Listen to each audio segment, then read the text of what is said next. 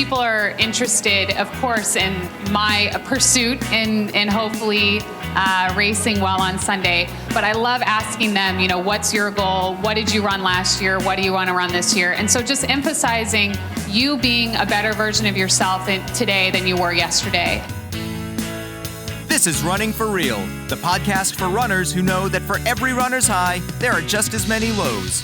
All those just missed PRs, easy runs that feel hard, injury blues, and more. Each week, we'll talk to running, health, and wellness experts about their highs, lows, and best advice to build our confidence. Running for Real is about being honest, being brave, and most of all, not feeling alone. And now here's our host, Tina Muir. Hello, my friends. Welcome to episode 142 of the Running for Real podcast. I am really excited you are here today. This one is an extra special one because it's my first ever live Running for Real podcast. Now, you may remember I did do a live show in April with 3 other wonderful podcasters that was hosted by Generation UCAN, but this was my first one on my own. So it's a really big deal for me. And I was honored to be a part of RunnerCon, which was put on by the New York Road Runners Run Center, featuring the New Balance Run Hub. Quite a title there, but definitely worth it. And actually, I just want to take a minute to tell you what the NYRR Run Center is, because I didn't really know that much about what they were doing. And I'm not sure that you would either if you didn't live in New York. And even if you do live in New York, maybe you haven't heard of it. But the New York Road Runners Run Center is this home to this inclusive running community based in New York. There's people of all kinds of fitness levels, paces, and they just bring everyone together. They bring their members, partners, and runners coming into town from all walks of life. And they've just created this engaging and supportive environment. And another thing I love about it, they're really committed to personal growth, which that's something I'm passionate about. Now, this space they have, it's just near Columbus Circle, near Central Park. They have this space and they have the people that work for the New York Road Runners are so passionate. They love what they do and they are just willing to help. They have these group runs that start there. They have fitness classes. They have education panels, entertainment events, and even more. And this is all tailored to benefit us as the runner. So if you are going into New York, this is absolutely a place I think you need to go visit. They have this amazing space, these steps you can sit on and get ready. They have foam rollers. They have trash bags so you can go for running trash pickup, so you can go for a run and pick up trash along the way if you want to help with the environment, which, as you know, I love. They have that space for the live shows that we are doing. It is just a wonderful place.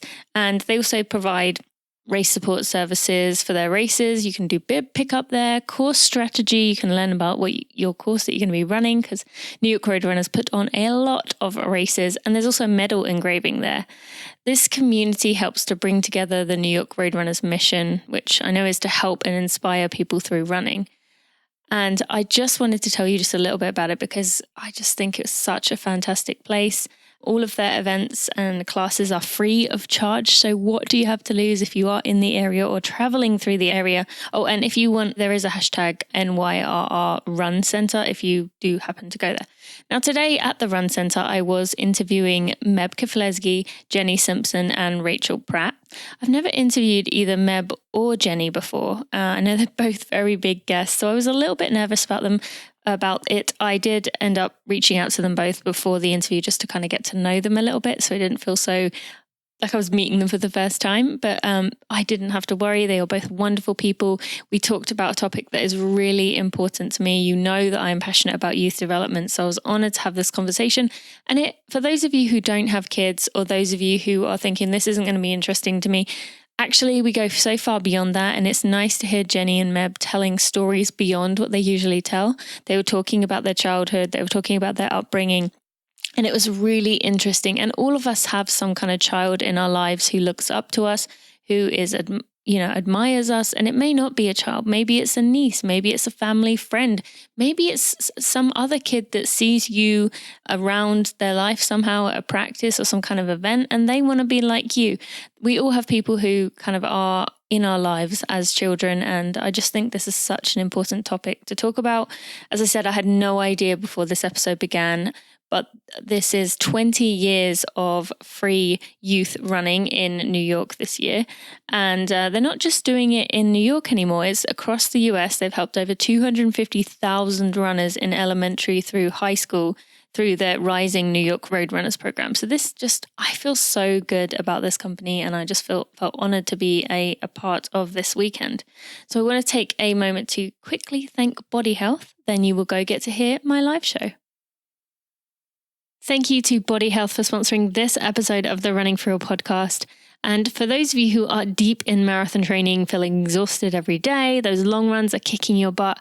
I don't know why, for me, the time on your feet ones were always the ones that were 10 times worse than the faster ones. That's what I found anyway. I would prepare myself for 3 to 4 days of absolute dead legs after those longest time on my feet runs. But you know what helped me recover quicker though? Body Health Perfect Amino. My body turned itself back around much faster during all my hard workouts and long runs when I was taking 5 to 10 Perfect Amino tablets daily, and I would usually take them immediately after my run. That way I could burst in the door, fall on the ground tired for a few minutes, or am I the only one that did that? Get myself up, go gulp down some water with my Perfect Amino, and then do some stretching, rolling, or even take a shower if I was feeling lazy. I shouldn't say lazy. If I was feeling like the shower was the most important, should I say. And then I could have my meal and get on with my day. It worked well, and for you, if you are in that slog, they have a 100% money-back guarantee, so really, there's nothing to lose. You can get 10% off at tinamuir.com/aminos. That will take you to the Body Health site where you can learn more and get yourself some. Use code TINAMUIR10 to get 10% off your order. That's TINAMUIR.com/AMINOS. Use code TINAMUIR10 for 10% off. Do your body a favor this tough part of the training season and give it some support with Perfect Amino. Well, good morning once again, everybody. How are we feeling this morning? See, it's 11:09. We've had some coffee and some donuts, a little bit of sugar. This gentleman's taking his coffee back to his seat with him.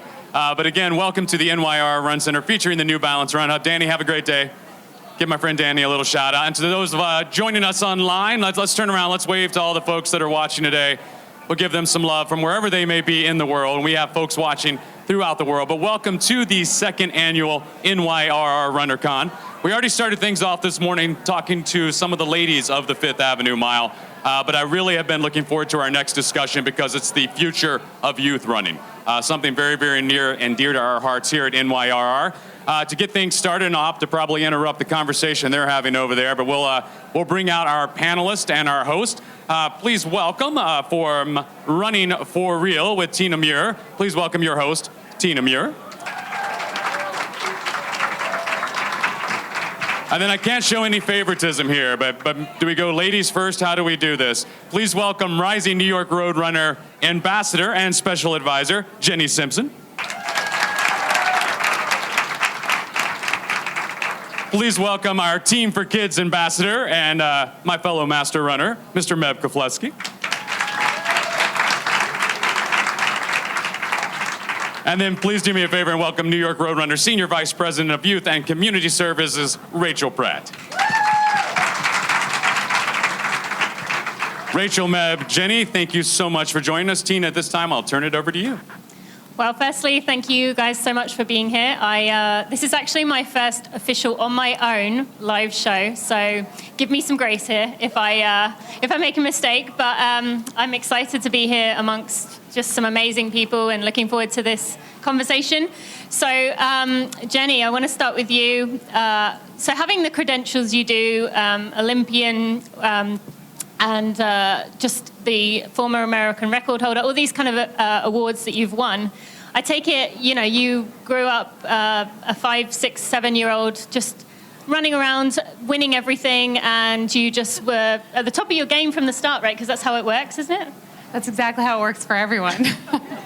No, I mean, it's a development process, just like anything in life, anything you do. But one of my favorite things when we go into the schools, and I work especially with the younger elementary school kids, is telling them, I got involved with running. I mean, the reason that I was pointed out by a teacher for running was because I was the wildest at recess. I was the kid that couldn't sit still in class. And so I was identified for those reasons to be on the kids cross country team after school. And through elementary school, I never won a race. We had a kids mile at the end of the year. I went to, little road races similar to what the Rising New York Roadrunners put on here in New York City. And so I just took part in stuff. And the reason that I went from running in elementary school to kind of this fun little club thing into middle school, which got this much more serious, was because that's where my friends were. You make friends in sports and you just follow them kind of through the years. And the first time that I really took running seriously at a competitive level was not until I was in high school. Which I think is an important point because, one of the things when we decided this was going to be the topic for today that I wanted to bring up was the fact that people think if someone runs well as a, 10, 11, 12-year-old, then they're going to be an Olympian for sure. But as often you will find, and with the case with these two, it doesn't mean necessarily that that's how it's going to be. So Meb, how about you? Did you show promise as a 2-year-old and then that just kind of kept going up from there? Yeah, I mean, for me, being an immigrant who was trying to learn English was difficult. And a PE teacher in 7th grade, Coach Duke Lord, said to the whole class, if you run hard, you're going to get A or B in the class. But if I see you mess around or goof around, you're going to get D or F. Well, I don't want to disappoint my parents, so I just ran as hard as I can. And to get a t-shirt, you have to run 6:15 as a 7th grader. And I ended up running a 5:20 mile. And he goes, you're going to go to the Olympics. I'm like, did I get an A? Did I get a t-shirt? And I went home that night and asked my dad what the Olympics were, and he explained to me and how the 5 continents or the 5 rings get together for peace and harmony. And he says, well, why did you ask? He says, because the PE teacher said you're going to go to the Olympics. He's like, what'd you do? I said, I ran a 5:20 in the mile. He's like, tell the truth. I didn't think your oldest brother even ran that fast. And I'm like, Dad, that's what he said, and that's how I got introduced. And all of a sudden, I was the fastest 7th grader. My picture was in the gym. I got the T-shirt, and people giving me high five, and it just helps you with self-esteem. So, being an exercise is something that is a balance that allows you to be who you are. Kids always want to run. We tell them sometimes around the house, don't run around the corner. It's gonna fall. But we are meant to run some way or another form. But I was honored to be able to be discovered early on, and not everybody can be an Olympian, but they can run for life. But even with that, would you say that there was a lot of pressure kind of put on you to perform early on, or were you fortunate to be kind of still fun being the primary objective? There was definitely pressure at the high school level, yourself and also the team, but at the same time, I loved it. I enjoyed it. And the beauty of running is the progress that you make as anything in life. The small miles, I was a miler. You see me as a 26.2 mile. First time I did that, I said, never want to do it ever again. But it's a stepping stone. You become a miler or half miler, and you become to the mile, the 5K and 10K, and it helps you grow with it. And pressure is on what you put on yourself, but also as becoming Olympians. I'm glad when I ran the New York City Marathon here in 2004, I didn't see the replay before, because after I became a silver medalist, there was a lot of pressure for me to pull it off. And I say, I'm glad I didn't see that beforehand. But there's a lot of pressure.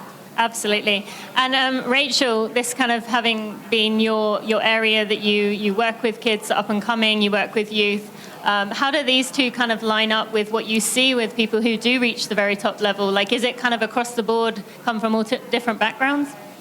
Yeah, I think that's a really interesting question, and there's a couple stories about sports in this country particularly, and I think really about the world, about youth and sports. And there's the story of the kids who don't have access or have really limited access, and then there's the kids who face the high pressure situations and drop out early. And then there's the people, there's Jenny and there's Meb and there's the others like that. So I'm up here to represent those of us in the room who don't have Olympic medals. So I don't know how many are with me, right? So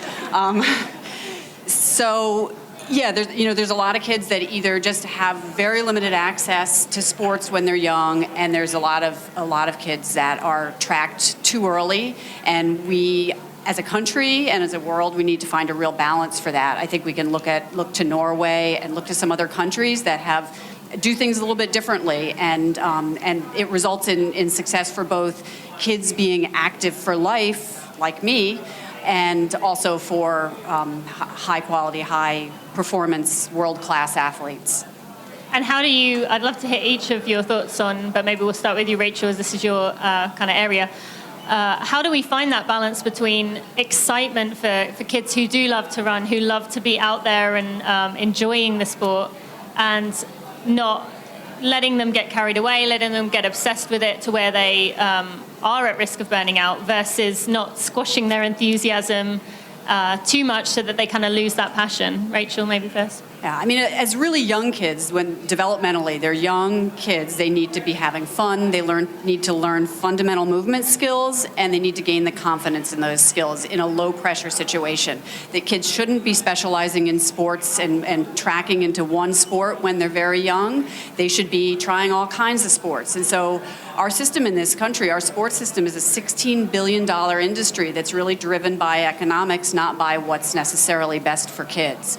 And it's a big lift and a big philosophical change to change that, but we've really got to take the pressure off of young kids. And the way Jenny and Meb talk, there's pressure in high school, and kids who are moving on and are serious about it face that more pressure and the desire to compete. But young kids shouldn't be pushed to compete at those levels, and should just be able to love the sport and love to play.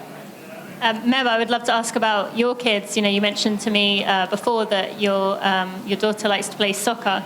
So how do you kind of find the balance there between, maybe you want them to be a runner, maybe you're excited about the opportunity for them to maybe do something special, but at the same time, maybe they enjoy other things. How do you balance that? Well, my wife here, Donis, and I both ran cross country in high school, and for us, we want them to be outdoors. We want them to be active, and yeah, soccer is a choice, but sometimes with the local 5Ks, we encourage them to do that. And, but at the same time, just go outside. We want them to be outside and play soccer or dribble a soccer ball. And sometimes they want you to run. So like, hey, Daddy, can you go around the block with me? I'm like, oh, yeah.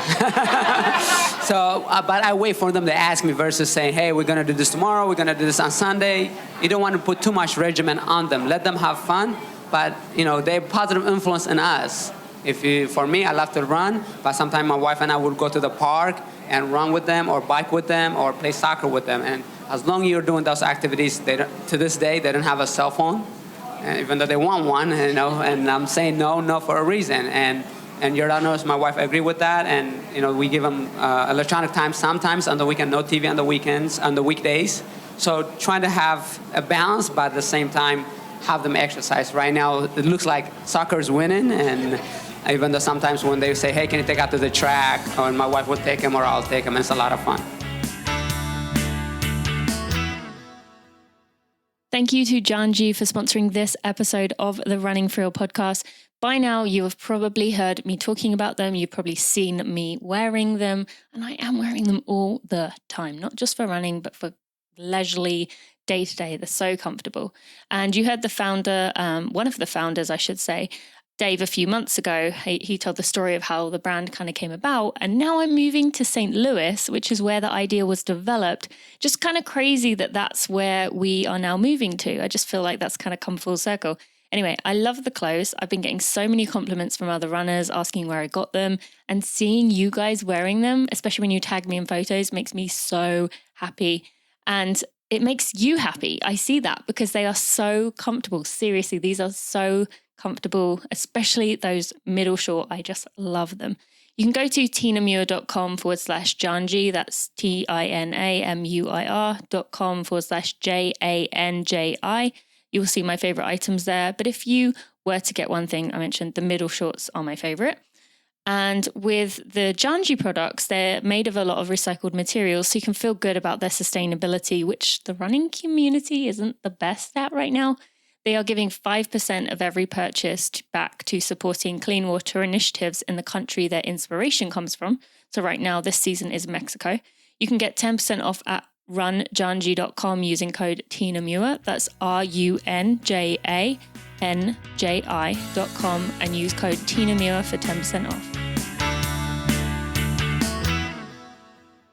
And sometimes they want you to run. So like, hey, Daddy, can you go around the block with me? I'm like, oh, yeah. So, but I wait for them to ask me versus saying, hey, we're going to do this tomorrow, we're going to do this on Sunday. You don't want to put too much regimen on them. Let them have fun, but, they're positive influence in us. For me, I love to run, but sometimes my wife and I would go to the park and run with them or bike with them or play soccer with them. And as long as you're doing those activities, to this day, they don't have a cell phone, and even though they want one, and I'm saying no for a reason. And your knows my wife agree with that, and we give them electronic time sometimes on the weekend, no TV on the weekends, on the weekdays. So trying to have a balance, but at the same time have them exercise. Right now, it looks like soccer is winning, and even though sometimes when they say, hey, can you take out to the track, or my wife will take him or I'll take him, and it's a lot of fun. Well, that's good that you can handle it both ways, regardless of what they choose. And Jenny, when I spoke to you before the interview, you said about how good you thought it was that we are in a sport that does allow for different. You can try out different things. You can try out high jump. You could try out pole vaulting if you like, all kinds of things. What is it about our sport that's kind of special in that way and people can utilize? Yeah, there's so many things about our sport that I think is track and field is a perfect opportunity to really strike that balance between the enthusiasm and the fun of just being outside, and then also teaching and observing development. And there's a lot of reasons for that. The first one is, I come in and I talk about track and field, and kids can run, they can jump, and they can throw. There's lots of different things that they can explore. They can move their bodies in lots of different directions. The physical literacy that we teach through the Rising New York Roadrunners program inside the public schools teaches that doing drills and doing different movements is really the foundation of what makes you good at running. And so introducing that at a young age is a really wonderful way to begin to kind of teach that balance. The other thing I love about running is that it's a perfect opportunity to show how the pressure you put on yourself should be for your individual achievement. And so, running your next marathon a little bit faster, committing to training for the 5K a little bit differently next time than last time, watching that individual journey take place, and then seeing how the hard work really directly translates into success through running. It just is a beautiful formula for kids to really experience personal development. And then the last thing I'll say, because I could think of like 100 reasons why track is perfect, is that it also is a perfect opportunity, and you alluded to this a bit, about how you can have an individual run, but you can also experience community. And so our sport is really beautiful that way, and how you can have your own drive and your own ambition, but then also you can experience, that context of community and meeting people for group runs. So there's so many different ways that I think if you have the right head on your shoulders, you can start introducing these principles through running to kids in a way that just encourages health, that then translates beyond sports. Yep, that's great. Thank you. Rachel, if you could just maybe explain what physical literacy is, just for anyone in the audience who may not have heard of that term. Sure. And Jenny's talked more about Rising New York Roadrunners than I have, so I need to bring that up again, and I need to tell you a little bit about that too. So physical literacy is a concept. It's very active in Canada for about a decade, and in other places around the world talk about it also. But it's really based on three concepts. It's the fundamental movement skills, confidence in those skills, and then, as a result, the motivation to be active for life. And it occurs in a variety of terrains. Obviously, here at New York Roadrunners, we talk about it in the context of locomotion and balance and some object transfer. But you want kids to experience a variety of sports and become comfortable in the movements that are involved with those sports or those activities. So skiing and skating and throwing a ball and running and climbing, so that later in life and throughout life, they feel like they have that sort of toolkit of skills that they can then use to move forward. So you're more likely to play a game as an adult, jump in a flag football game or some other sport if you've had exposure and you feel confident in your movement skills. And in Rising New York Roadrunners, it's based on, we worked closely with Sport for Life in Canada to develop a toolkit, a set of curriculum that really builds on those fundamental movement skills. And it's fun. Yeah, and thank you for explaining that. All right, sorry for the guys in the room, but I just want to focus on girls for a minute here. Jenny, I've been reading a lot about lately how kind of young girls, and I didn't even realize this until I started reading about this, young girls are often kind of subliminally or not kind of told you're sit down, you are helpful, you are quiet, you're supposed to be perfect, you're supposed to kind of keep your hair in place and not kind of mess around. Guys or boys are encouraged to go play, go explore the world.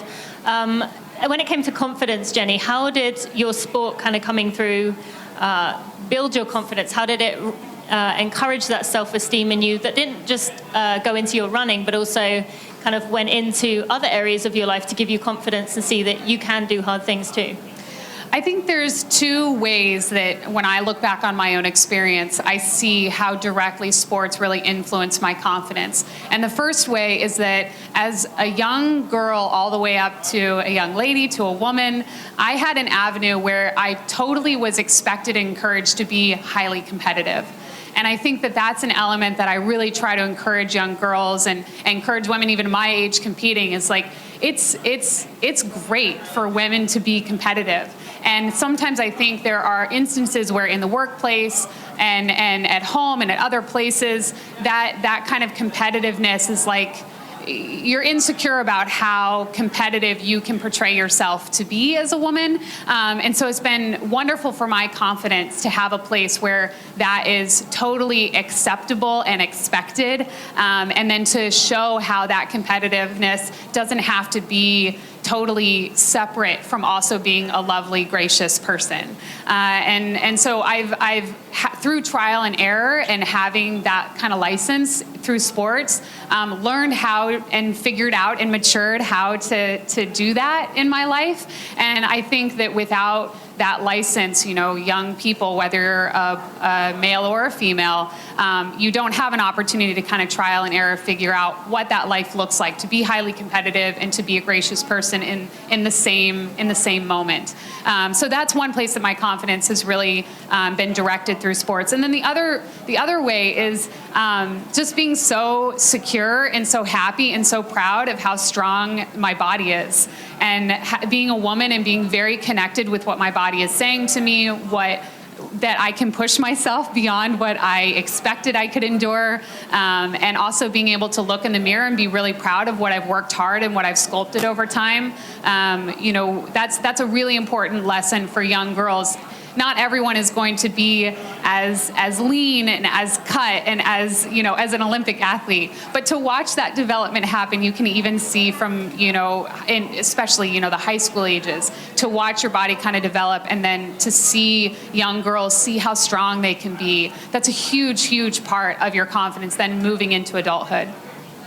Meb, have you thought about this with your girls? Are you seeing a difference with the way that you were raised as a boy to kind of go out, kind of get dirty, have fun, explore the world, versus kind of the way that girls are in the world, and how are you kind of negotiating that as a father? We grew up pretty differently. My brothers who had the freedom to do sports, women, girls were not, and my wife did cross country, but going out to dances and other things, extracurriculum was not available. But my wife, being a strong woman, she's encouraging that to get the best out of me and be a parent, but at the same time have some flexibility. Can't be rigid like my parents were, and allow them to be who they are, and discover what they can be the best that they can. And for us, it's just self-esteem, as Jenny said, it's important, and to be who they are, just show them that through sports, through hard work, through perseverance, that sports teaches you can relate to the real life. And, the dedication, the commitment, and be who you are will help you in the longevity of, the sport teaches you, and also in the workforce and academics, and hopefully a better society. And we definitely, my wife and I, try to encourage that to get them the best they can be. And sometimes it's tough, you want to be able to, why don't you want to play? You missed that goal, or you want to be dedicated, you have to do that. Do it all over again, because as a parent, as a teacher, as a coach, you have to encourage that, because once they can see they can do that better, they're going to get a self-confidence, and self-confidence is going to elevate to be a lot more. So on that note, both Jenny and Meb explained there about how important confidence is, and particularly for young girls, but also for guys too.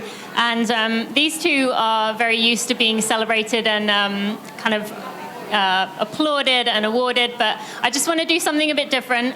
They have no idea I'm going to do this, but can I just want to celebrate for a minute what New York Roadrunners and what the programs they were doing here to kind of help kids. This is absolutely amazing that we're now at a place where we're encouraging kids to do sport. People like Rachel who are out there every day doing things to make these young girls, young boys grow their confidence. And we all know that confidence literally sets you up for life. If you have confidence in who you are, you can take on so many different things and just be an even better person and be the person you were meant to be. So can we just, this is going to be a bit weird, can we just give a round of applause to New York Roadrunners and just for Rachel, everything they do here. So thanks.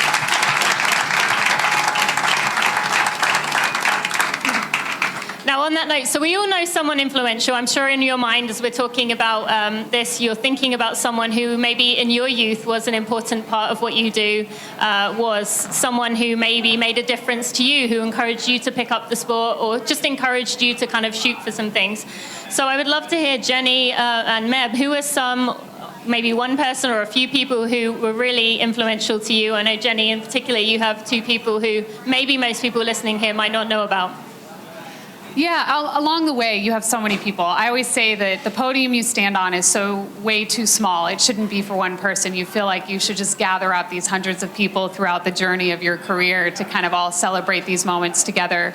But since we're talking especially about kind of the youth experience, I have an incredible relationship with my high school and middle school coaches. But that relationship is often kind of understood and talked about. And so with an opportunity to talk about my running as a kid, two people that were really, really influential in my life were the owners, John and Betsy Hughes, of the Run specialty store in my area in Orlando. And one of the reasons, and they're lifelong, dear, dear friends of mine to this day, and people that I go to for advice and for direction, even about things in my career now. But the reason that I mention them is because as the running specialty in our area, they did two really important things. First of all, they were just the hub of like what was happening in running in our town. And I think a lot of people experience that. Wherever it is that you go to buy your running shoes is often where you also go to learn about what races are happening, where training groups are meeting. It's often where people meet up to do community runs. And then the other part about their role in my life was that they were also the meet directors of the Track Shack race series, which was the road racing series that I first started running in when I was in middle school, and they did the kids races and stuff. And I have this really adorable, sweet photo of John Hughes giving me an age group award when I was like 8 years old or something, you know? So to have people in my life that really introduced me to what the competitive side of running could be, and having them in my life to this day, I think a lot of us, you know, have that experience that the Run specialty store in our area is kind of the center of, you know, the heartbeat of the running community where we live. So they're really special to me. I love that. And I think that's important that Jenny mentioned the fact that it wasn't, I mean, obviously, as she said, there's plenty of people along the way, but these are people who aren't necessarily family or people that you see every minute of the day, but they can still have an impact on your life. Meb, what about you? Well, I've been also very fortunate to have many people help me be success. And as the saying goes, it takes a village to raise a child, and definitely has been my life story. And when I came here in the United States, Coach DeClore, I told you, in 7th grade, kind of discovered my talent, and then hand out to Coach Ed Ramos, who was my high school coach, and he always says, hey, Mi'iho, which is my son, you know, go do the best that you can. And then the Van Camp, who were my mentors, which I'm still in touch with all 4 of them now, Dr. Steve Van Camp, Dr. Van Camp, who allowed me to come to their house because my parents did not have a computer. So if I have to do English paper or tutorial, they would allow me to come to their house and, you know, help me work out. Sometimes I join them for the spaghetti dinner and tell me about the stories about Bill Rogers, John Bonoy, Frank Schroeder, and things like that. So you use those people to help you develop who you are. And my philosophy or mantra, Run to Win, it was designed at their living room. You know, run to win, which means if you run a personal best and somebody beats you, you have no room to complain. So that's how I came to that idea. And eventually Ron Tabb also was on the side of the high school who helped me. Says, well, you're going to be a beautiful marathoner. You're going to represent our country. I'm like, how far is a marathon? And he says 26.2. I said, I'm a miler. But those are the stories that I can still connect with. And Mike Anderson, who was also parents of my teammate, who, whenever we have graduation, encourage us, do the right thing, because we need good people who contributed to the United States like you. And so whenever we have academics or athletic performance, they were there for us. And obviously my parents, who gave up their life to have a better opportunities for their kids, including, I talk a lot about my dad walking 225 miles from Eritrea to Sudan to save his life. But my mom was the husband, the wife of the household, and holding no electricity, no running water. You got to plant your own garden and, farming and all that stuff. She's an amazing woman, but those are the people that helped me. And obviously I wouldn't achieve the success that I have without my sponsors also, but my wife, who also helped me be who I am, so I can share my story with you guys, and while she's raising 3 kids. So I'm just thankful for that, because now it's a full circle. We try to help as much as we can for kids with the Meb Foundation, because not everybody can afford the shoes. I remember getting the shoes when I was in 9th grade by my teachers. They collectively collected money to get me a running shoes for 9th grade graduation and Letterman jacket. So those are the things that kind of stands out with you, because teachers and parents and mentors and coaches are pretty influential, not knowing what the success is going to hold. But when they give you that much dedication, all you can do is give them your best, and I've been very fortunate to have that. Tina, can I jump in for a second? Yeah. I know you didn't ask me, but for the rest of us in the room, just thinking about the role of my parents in my life and making sure that I was out the door and playing and had opportunities to play in a whole bunch of different terrains and learn to swim and learn to and have fun doing all that. And it was really just play. And I think we all have an opportunity in our lives with the kids who are in our lives, whether they're our kids or our nieces or nephews or friends' kids. We have an opportunity to increase physical literacy, to make playing really fun for kids, and to introduce them to a sport in a way that they may grab onto it and become the next medalist in the Olympics, or they may become lifelong runners or lifelong people who are active and moving. And So share with us who is your person, who are your people? So my parents, they didn't have any idea what they were doing. It was just the kids are out the door. The kids go play. And they gave me opportunities there were always ice skates in the basement that were used in hand-me-downs, but we always had access to a variety of sports as kids, whether they were organized sports or just sort of more individual kinds of physical activities. We had a lot of access. Great, thank you.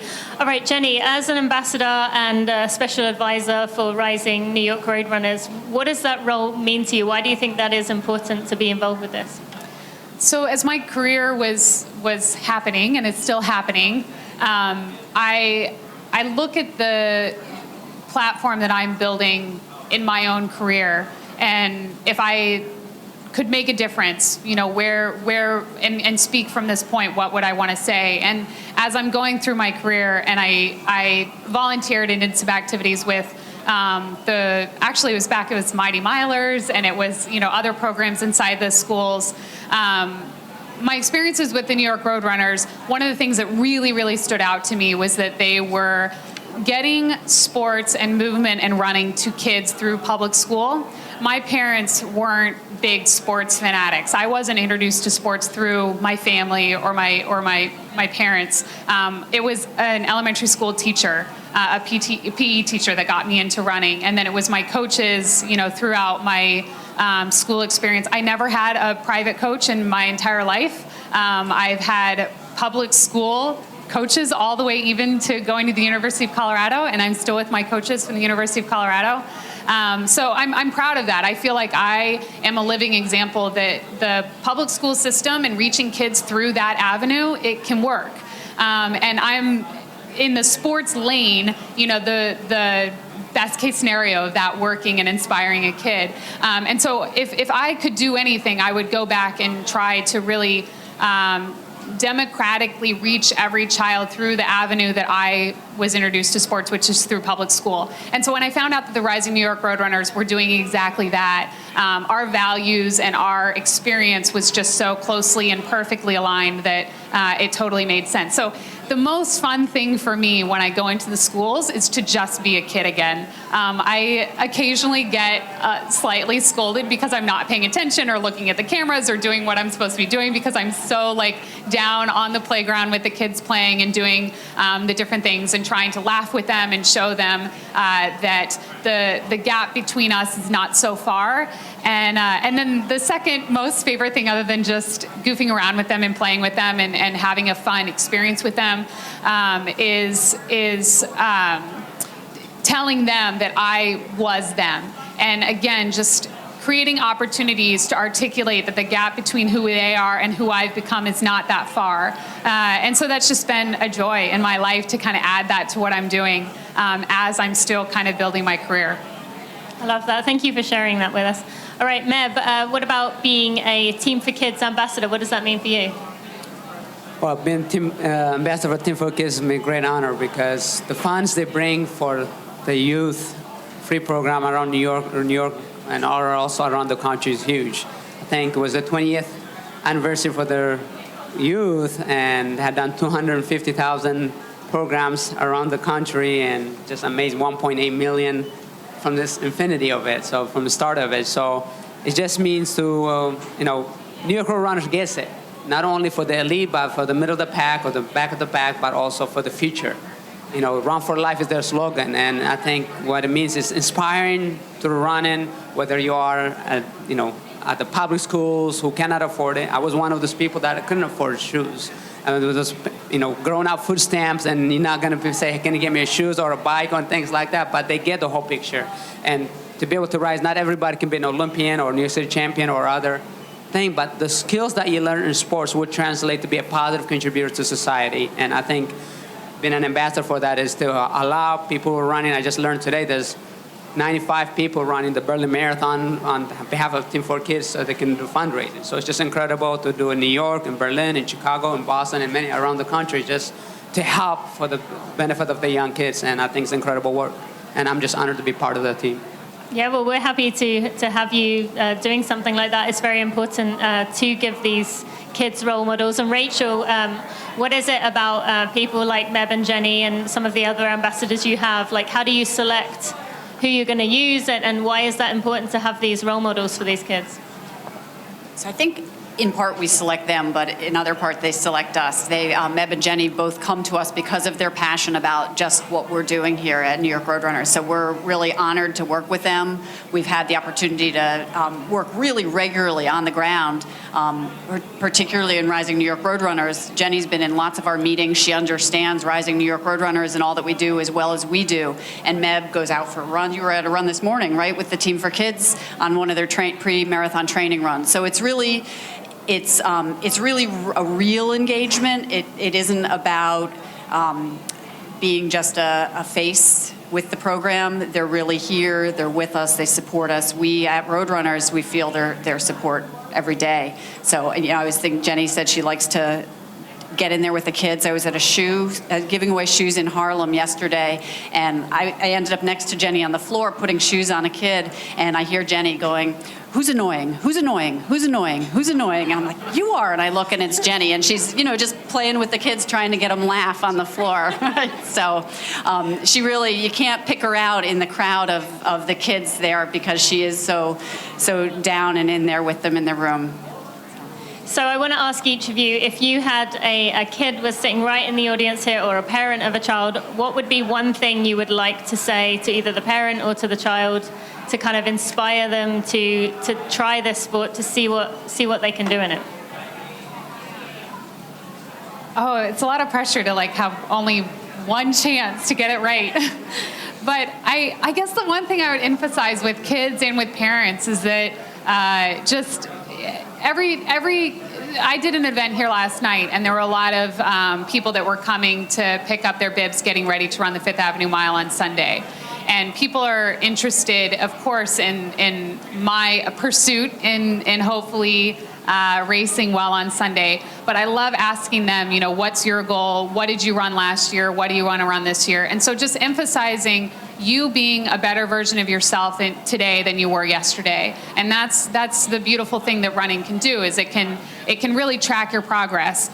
Outside voices, like you said, we have the incredible pleasure of being celebrated. On our best days of work, everyone's around us like clapping for us, and that's a wonderful thing. But the outside voices aren't as strong as the evidence. And so no matter how many people tell me I've done a good or a bad job, I can look at the time on the clock and say this was better than last time, or I have work to do. And whether you're a 4-minute miler or you're a 9-minute miler, that experience is really similar. And so really emphasizing with parents and with kids, just learning to be better at what you're doing and watching that work translate into success is as fun at whatever level as it is at the highest level.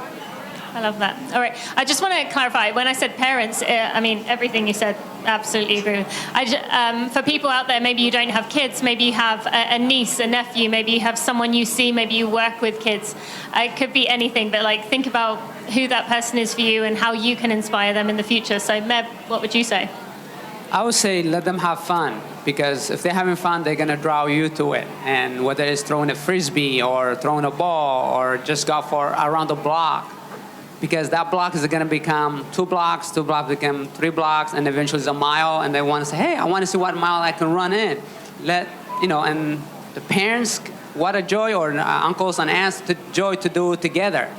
And that's what the running is all about. You want to be able to just do it for a long time, as long as you can, as long as you're healthy.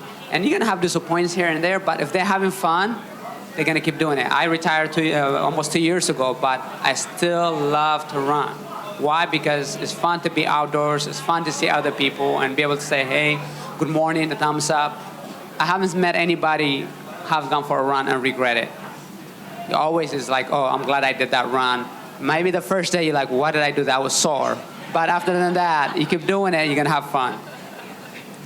Yeah. So I'm gonna embarrass my son, who's out in the audience right now. He's 15, so he's easy to embarrass. But I watched him water ski this summer, and he's been doing it a couple of years, and for the first time he got up out of the water behind the boat on one ski and skied around the lake. And when I got out of the boat to see him afterwards, I saw this look on his face that I recognized from watching our races with kids here, and seeing that kids realize what they've accomplished, and they didn't realize that they were capable of that. And it's makes me a little emotional thinking about it, because it's such an amazing look on a child's face to see that they did something they never thought that they could do before. And that's what I would say, go find a kid and get that look, get that to happen. Take them for a run, help them get through that, and it's an amazing thing.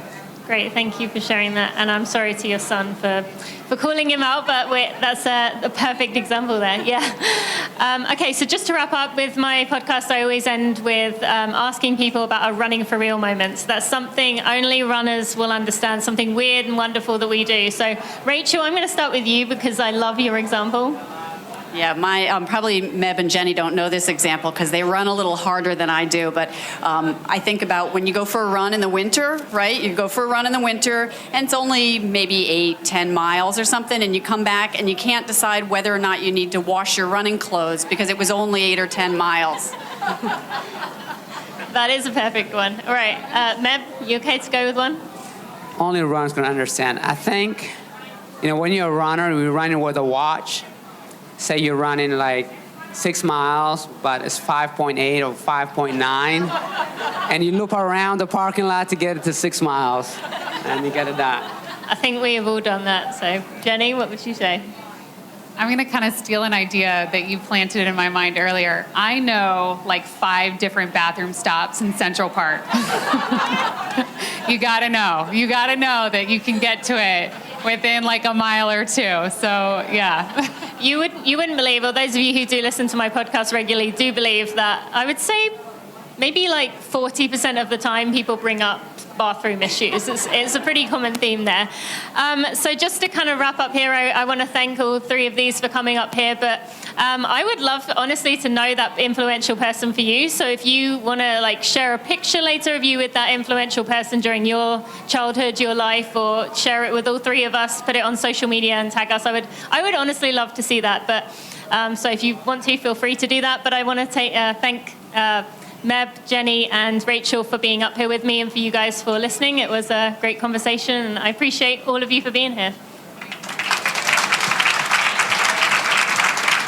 I would say just keep the applause going. Tina, thank you so much. Jenny, Meb, and Rachel.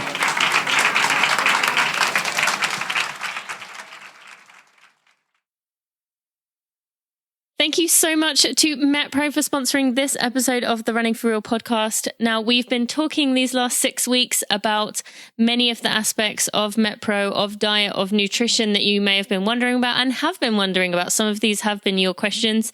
And I have Angelo Poli, founder of MetPro, here, who has given up his time to answer our questions. And today we're going to have a question that comes up all the time for us. And it's kind of maybe a sticky point in the industry because we see it so much and people have different opinions. But I would love to hear, I'm looking forward to hearing Angelo's answer too. Is diet more important than exercise for maintaining weight loss or maintaining weight?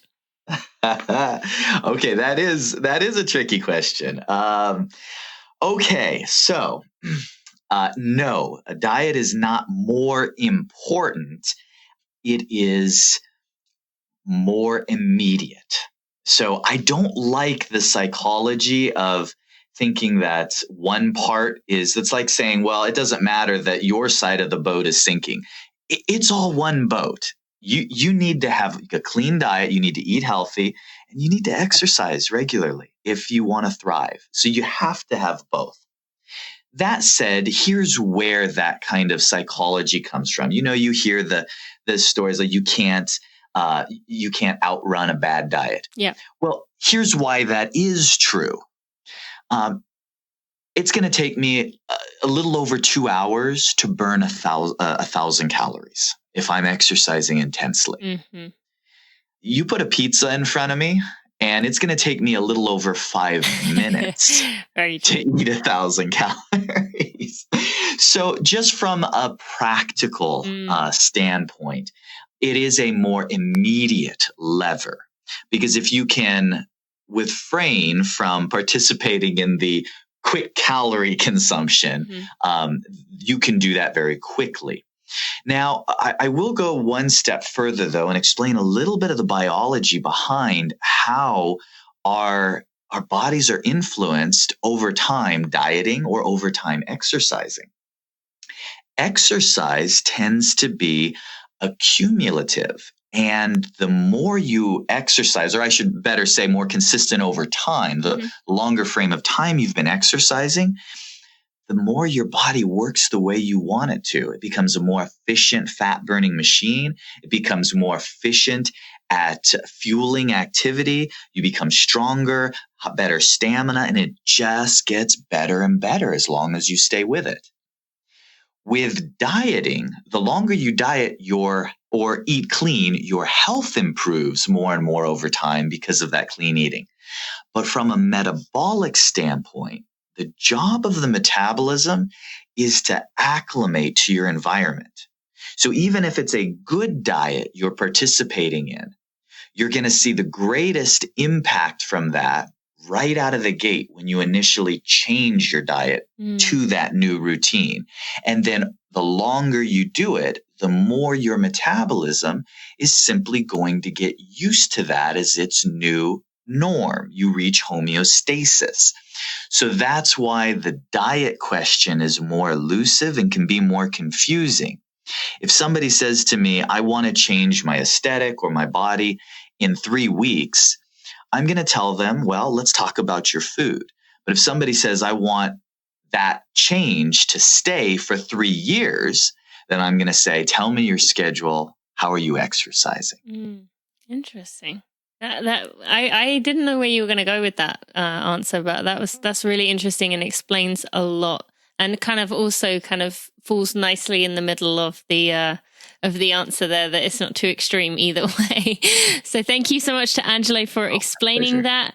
I want you to go, those of you listening, I want you to go to metpro.co/Tina to find out more about MetPro, what they do, how this can help you.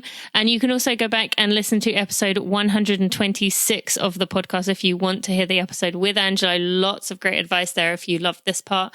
Thank you so much to Angelo for your time today. Thank you. My friends, if you have a minute and you could leave a review on your favorite podcast player, Apple Podcasts, aka iTunes, Stitcher, Overcast, Pocket Cast, Spotify, or whatever else podcast player you use to listen to this podcast, or if you would subscribe to this podcast, you will help me get out in front of new runners to make our tribe even bigger and even better. It might not seem like you as one person can make a difference, but really it helps a lot. And it shows me you appreciate the hard work I put in for those. Thank you so much. That was such an amazing opportunity for me. We had photos after the show. Jenny was racing the mile the next day, so she had to get back to her room to rest. But Meb stayed the entire time, and watching him, friends, it was wonderful. He greeted every person with such warmth. Every kid, he crouched down to their level and hugged a lot of people unprompted just for sharing their stories with him. And he just showed he really is every bit as wonderful as you think he is. I just wanted to share that with you because I'm sure some of you have wondered, he is that amazing. I hope you enjoyed that episode. I know the topic was a little bit different, but I also thought it was really interesting to hear about a different part of these runners' lives. And honestly, that's partly, as I said earlier, why I haven't interviewed them at this point, because I feel like we have heard their stories, but I loved this conversation so much, and maybe I will bring them on the show now. I do have 2 or maybe even 3 live shows coming up in the rest of the year. Maybe even 4, actually, thinking about it. You know now I am guiding a visually impaired athlete at CIM. I told you that a few weeks ago. So I will be doing at least one there, maybe a few days before there as well. And stay tuned to hear what the other ones are. They are big ones. So the best way you can know for sure is to sign up to my email list, which you can find a link in the show notes, or you can go to tinamuir.com/subscriber. That's SUBSCIBER. And you can find links to everything, including all kinds of information about New York Road Runners and what they're doing with youth in your area in the show notes at tinamuir.com/episode 142. And next week, we have the wonderful Nicole DeBoom, founder of Skirt Sports, former pro triathlete, and just all-round wonderful person on the show. Have a wonderful week, my friends. Thanks for listening to the Running for Real podcast. Be sure to check out tinamuir.com for show notes and even more helpful running information.